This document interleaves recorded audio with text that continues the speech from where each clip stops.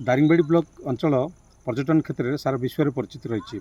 एभली जड़े विश्व भ्रमणकार रही आम सीधा सड़क सहित आलोचना करवा जी कि होम टाउन भुवनेश्वर अच्छा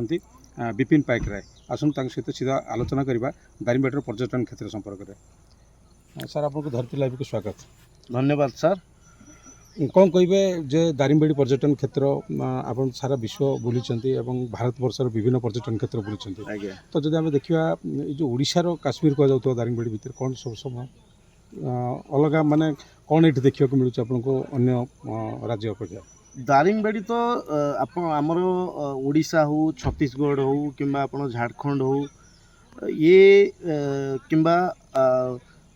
आंध्र प्रदेश हो ये एरिया रो जिते सब टूरिस्ट प्लेस रही भितर आम जो कंपेयर करवा ये मोस्ट ऑफ द स्टेट मानक कौन सी हिल स्टेशन टाइप रो एटमॉस्फेयर नहीं आउ केवल आम आंध्र प्रदेश अरुगु वैली अच्छी कि तो ये दारिंगबाड़ी एमती एक जगह पूरी पर आमर ओडिशा रे बेस्ट टूरिस्ट पॉइंट कहले आम दारिंगबाड़ी की बुझा तार कारण कौन एठिक लोक मैंने बुलापी आसती केवल हूँ एठाकर मन मुग्धकर परिवेश आउ नेचुरल ब्यूटी को से मैंने एंजॉय करने आसती ता सहित एठाकर जो जिते सब टूरिस्ट पॉइंट अच्छी जमती कि आपणकर कॉफी प्लांटेशन हो कि आपणकर hill view park nature park sunset point एगुड़ा बहुत गुड़िए टूरिस्ट पॉइंट अच्छी ताकू देखापी आसती आउ संध्या बेले आप वर्षा दिने केवल शीत दिन नुहे वर्षा दिने आप संध्या बेले दारिंगबाड़ी पूरा आफ्टर आप वर्षा आरंभ ठारू अप टू वर्षा छाड़ा जाए यही समय बहुत सुंदर लगे दारिंगबाड़ी। जदि आम देखा केवल वेस्ट बेंगल रु पर्यटक आसुले किंतु जो कि आप दारिंगबाड़ी को आसिले नेचर वैली कले और कटेज कले परवर्ती समय अन्य राज्य भी आसवा आरंभ कर प्रमोट कर कौन कहे? देखो दारिंगबाड़ी तो आम ओडिशा रे केवल जो टूरिस्ट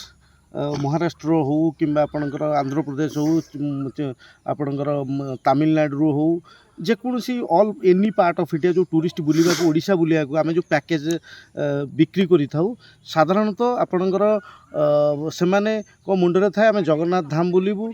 पुरी बुलबू समुद्र देखू कोणार्क बुलबू भुवनेश्वर किसी पॉइंट्स बुलिका देर माने 2-3 दिन बुलिकी पलांती किंतु तांका पाखरे किसी ऑप्शन जेतेबेले दारिंगबाड़ी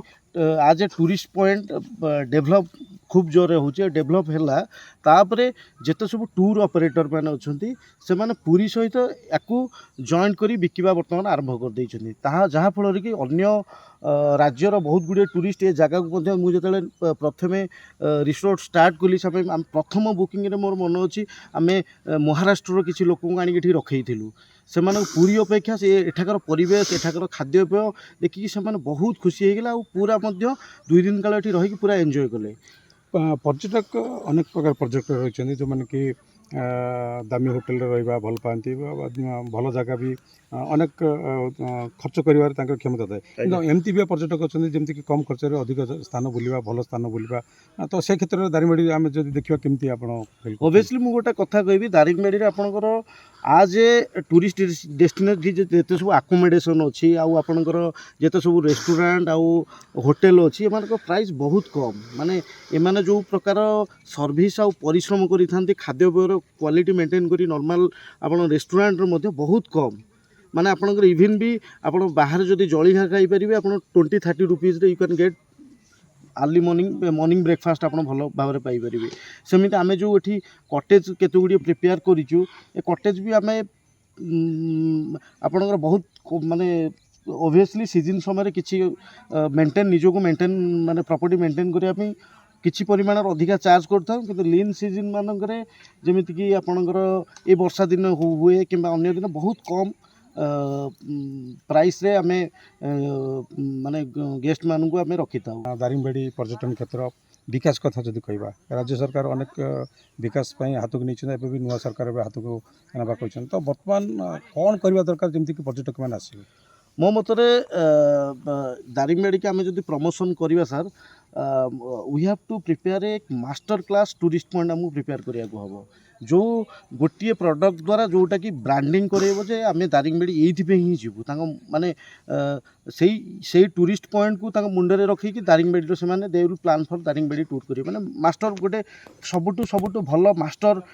ଟୁରିଷ୍ଟ ପଏଣ୍ଟ ଗୋଟେ କରାଯିବ ଯେଉଁଟାକି ଯେମିତିକି ମୁଁ ଏକ୍ଜାମ୍ପଲ୍ ଦେବି ଆପଣଙ୍କର ଏବେ ରିସେଣ୍ଟଲି ମୋଦି ଗଭର୍ଣ୍ଣମେଣ୍ଟ ଆପଣଙ୍କର ଗୁଜୁରାଟରେ ଆପଣଙ୍କର ଯେଉଁ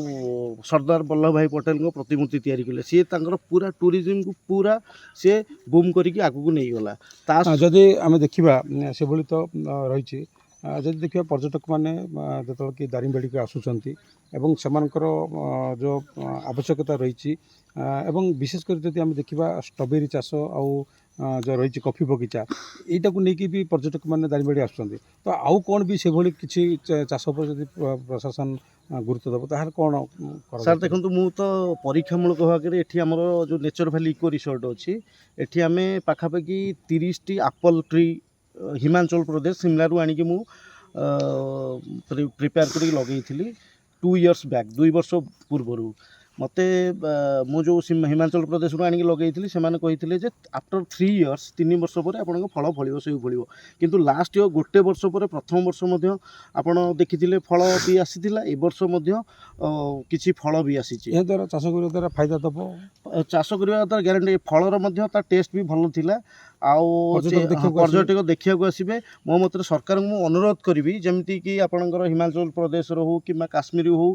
ଆପଲ୍ ବଡ଼ ବଡ଼ ଆପଲ୍ ଅର୍ଚାର୍ଡ ଅଛି ସେଇଭଳିଆ ବଡ଼ ବଡ଼ ଆପଲ୍ ବଗିଚା କରିବା ପାଇଁ ଅନୁରୋଧ ମୋର କାରଣ ଏହା ଦ୍ୱାରା କ'ଣ ବହୁତ ଲୋକ ଟୁରିଷ୍ଟ ପର୍ଯ୍ୟଟକ ଆପଲ୍ ଗଛ ଦେଖିବା ପାଇଁ ଆସିପାରିବେ ଦାରିଙ୍ଗବାଡ଼ି ଯେଉଁ ପର୍ଯ୍ୟଟନ କ୍ଷେତ୍ର ରହିଛି ଯଦି ଆମେ ଦେଖିବା ଷ୍ଟ୍ରବେରୀ କଫିକୁ ନେଇକି ଦାରିଙ୍ଗବାଡ଼ି ପରିଚିତ ରହିଛି ସେଭଳି ଯଦି ଏପଲ୍ ଚାଷ କରାଯିବ ତାହେଲେ ବି ଦାରିଙ୍ଗବାଡ଼ିକୁ ପର୍ଯ୍ୟଟକ ଆସିବା ପାଇଁ ଆଗ୍ରହ ପ୍ରକାଶ କରିବେ ଏଭଳି ସେ ଯିଏକି ବିଶ୍ୱ ଭ୍ରମଣକାରୀ ରହିଛନ୍ତି ବିପିନ ପାଇକରାୟ ସେ ତାଙ୍କର ମତାମତ ଦେଉଥିଲେ ଯେ ପର୍ଯ୍ୟଟନ କ୍ଷେତ୍ରରେ ବିକାଶ କରିବା ପାଇଁ ଆଉ କ'ଣ ପଦକ୍ଷେପ ନେବା ଦରକାର କନ୍ଧମାଳ ଜିଲ୍ଲା ଦାରିଙ୍ଗବାଡ଼ି ଅଞ୍ଚଳରୁ ଅରୁଣ ସାହୁଙ୍କ ରିପୋର୍ଟ ଧରିତ୍ରୀ ଲାଇଭ୍।